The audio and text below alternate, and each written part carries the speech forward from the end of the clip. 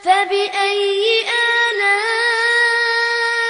ربكما تكذبان. Allah menyebutkan keluarnya binatang raksasa dari dalam perut bumi.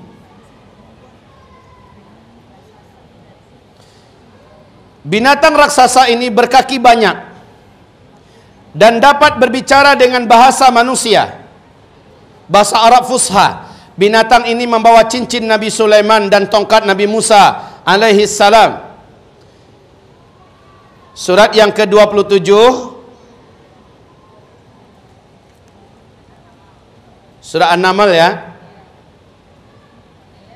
Surah ke-27, sebentar.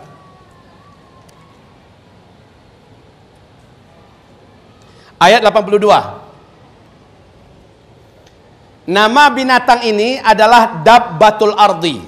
Nah, jangan pernah kasih nama anaknya Dabbatul Ardi ya. Nama binatang ini adalah Dabbatul Ardi. Namanya. Saya singkat dengan DA saja di sini. DA. Dabbatul Ardi. Dia akan muncul sebanyak 3 kali kata Rasulullah. Akan muncul sebanyak 3 kali. Punya siapa tadi, Bu? Kali yang ketiga dia munculnya dari dalam perut bumi kota Mekah. Dia membawa tongkat Nabi Musa dan cincin Sulaiman. Binatang ini ketika jumpa dengan manusia, kalau dia berjumpa dengan orang beriman, dan dia tahu siapa yang beriman siapa tidak, binatang ini, subhanallah, diusapkannya cincin Sulaiman ke wajah orang ini, maka menjadi putih bersihlah wajah orang tersebut. Jika ia berjumpa dengan orang kafir, ujung tongkat Nabi Musa diketokkannya ke kepala orang kafir itu, maka menghitamlah wajah orang kafir ini dan buruk rupanya. Saat itu manusia mudah dibedakan dari bentuk warna wajah. Yang putih bersih bercahaya orang beriman. Yang hitam gelap, jelek rupa, jelas orang kafir. Rasulullah menyebutkan setelah itu binatang ini pun kembali masuk ke dalam perut bumi. Terjadilah tak lama kemudian tanda besar kiamat yang ke-7, angin lembut tadi yang mewafatkan seluruh orang beriman saja serentak di muka bumi. Setelah itu tak ada lagi orang Islam yang tersisa. Manusia-manusia yang hidup setelah itu kafir seluruhnya, tidak kenal Allah seujung pun, sedikit pun tak kenal Allah. Orang yang terbaik ketika itu kata Rasulullah SAW, manusia sudah menyetubuhi manusia lain seperti hewan. Di pasar laki-laki melihat ada wanita yang disukainya, kejar-kejaran di tengah pasar, langsung di tengah orang ramai itu langsung disetubuhi wanita ini.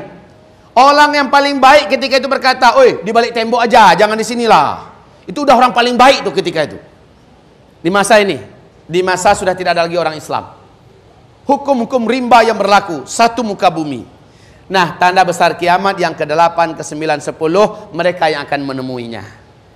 Nabi mengatakan jarak antara sini ke sini hanya 1 atau 2 generasi kiamat terjadi. 1 generasi berapa tahun, Bu? 1 generasi berapa tahun? Tidak.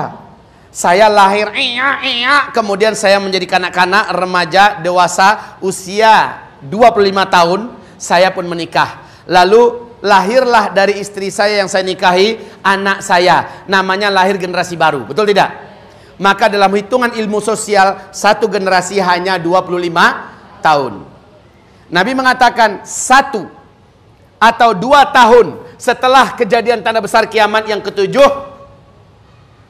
barulah kiamat besar terjadi. Subhanallah, ini mirip dengan hadis Nabi yang tadi, 40 tahun setelah itu kiamat terjadi. 40 tahun.